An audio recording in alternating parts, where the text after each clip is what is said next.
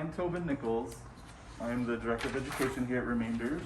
This class was supposed to be taught by Patricia Woodland, who unfortunately was in the hospital and is now home, but she was not up to teaching, so I am your friend today. And Robin Cox, our Executive Director, is, and do you mind if I take my mask off while we shoot the video? It'll be just for the first video. Robin Cox, our Executive Director, is my assistant today, so you're getting the tip top of the chain here, the tip top of the food chain right here, everybody. So today is Assemblage, you can also call it Assemblage, and the term Assemblage really refers to exactly what it sounds like, an assemblage of items, an assemblage of things, a collection. So the artist we're talking about is Law Wilson, who I gave you a handout about. She is from Ohio. She was born there in the 1920s, and she died just a few years ago. And her idea was that she would go to garage sales and she would collect things, and she would collect numerous things. So her idea, and part of Assemblage's ethos, is that it's a collection of several of the same thing. So you can see sort of that in our example here. I used clothespins, I used the balls in the back. It's a collection of many things together. And it's always found objects. It's always something that you find. And in Law Wilson's case, not only would she go to garage sales, but she would ride her bike, and she had a pet crow. And the crow's name was Jake. And the pet crow would ride in the basket with her, and it would also go and find things, as crows do, and bring them back to her. So she would use those things in her art as well. In fact, she thought of herself as a crow. She thought of them both as crows because they collected things and then she made art out of them. And that's a well-known thing that crows do, is they collect shiny things, shiny objects, and they will take them back. What is that animal that's your totem? Oh, totem, yeah, or your spirit animal. And so you can see in the handout, there are some photos of Law Wilson's work and a photo of her. And I think on the second page, it's really clear, like you can see, especially in this one, that she found it important to categorize things. So there was a collection of things that were much the same or similar, and then she categorized them in many ways. Again, in this photo as well, you can see that she had layers of things. Which I think is a really perfect example of what assemblage is. As I said, it's a collection, collecting things, found things. So she's kind of the quintessential assemblage artist in a way. And so that's what we are going to do today. We have boxes, which you can use just like this one. I've got a collection of boxes. You can grab a box.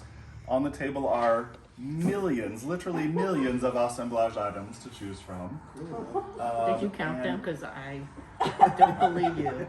Yeah, I want you to count them. So when you're done, let me know. Okay. And so we've got lots of stuff. We have hot glue and hot glue guns. We have Mod Podge, and I'm going to show you an example. This part I think you can get, and I'll walk around and help you. But one way that you can use Mod Podge is as a glue. So it makes it sort of a nice shiny glue. So I'm going to just show you a really quick example of how we can work on this. I'm going to add this paper to the side of this, just to give it a little bit of a finished look. So the way we do that, first of all, I'm going to rip some pieces up. It doesn't have to be perfect. As I have said a million times, art is not about something being perfect or being exactly like it's supposed to be. Oh, you know what I don't have?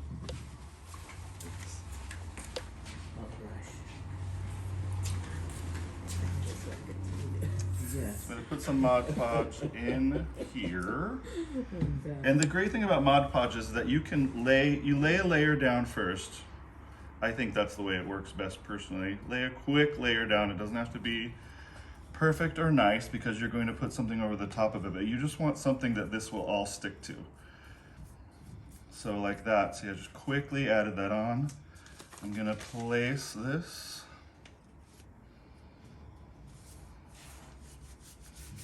And then you wanna go back over the top of it and really get it nice and wet with your Mod Podge. And that's what makes it stick down. Mod Podge essentially turns into plastic. Sort of like the way white glue does, but it's better at it than glue, and it's a little thinner. So this is one way you can work the materials into the box, as well as hot gluing them in. But I think the most important part is that you are going to find things that you personally are attracted to in the bunch. So you want to make collections of things. If you want to do it the way La Wilson did it, make collections of things. You can also do it the way you want, which would be however your heart desires and however your brain tells you. So just make collections of things and start placing them. And the way I did this, I told them before you got here, Susan, is that I had to make this in about 2 hours yesterday because we found out Patricia couldn't teach the class and I didn't have an example. So I didn't give this much thought.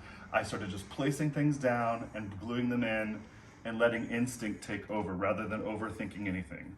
The one thing we don't do here at Remainders is overthink things. We let your creativity and your own natural instincts take over.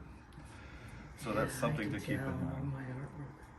It's like, damn, I didn't think.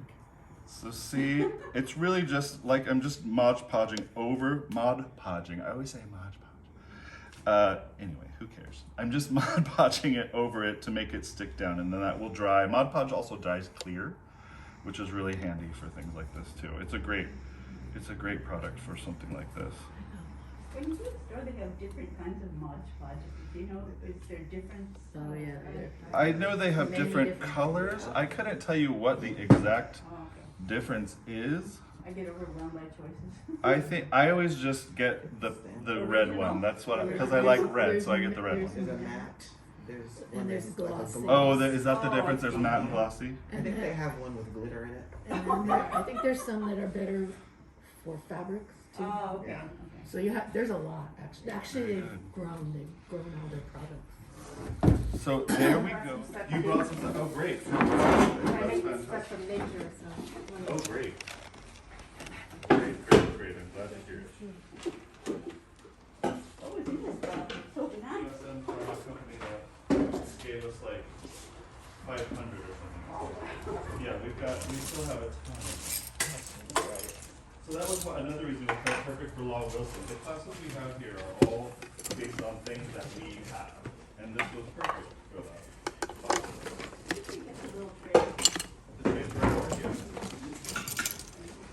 You're very welcome. Look, It's brown. Just like Remainders, this is a digging excursion.